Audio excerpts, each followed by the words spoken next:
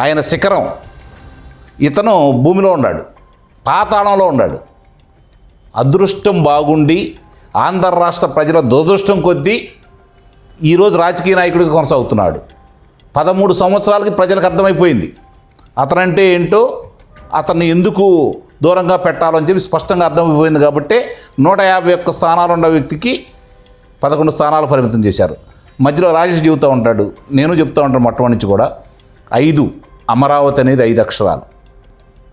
అమరావతిని విధ్వంసం చేయడానికి అతను పూనుకున్న దానికి ఆంధ్ర రాష్ట్ర ప్రజలందరికీ అమరావతి ఏకైక రాజధానిని భావించారు. కాబట్టే ఆ 5 అంకెని తీసుకుని వెళ్ళి అటు ఇటు మిగిలినటువంటి 2 అంకెలు మిగిల్చాడు, అదే 11.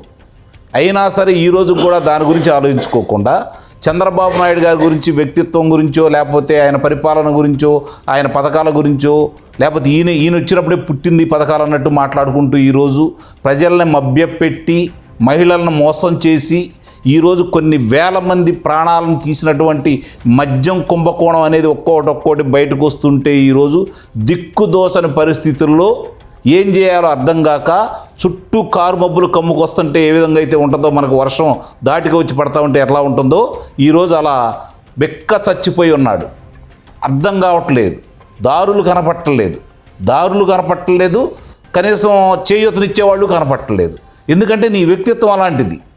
చంద్రబాబు నాయుడు గారిని నువ్వు అదుపులో తీసుకుంటే యావత్ ప్రపంచం బయటకు వచ్చి తెలుగు వాళ్ళు బయటకు వచ్చారు. యావత్ ప్రపంచం.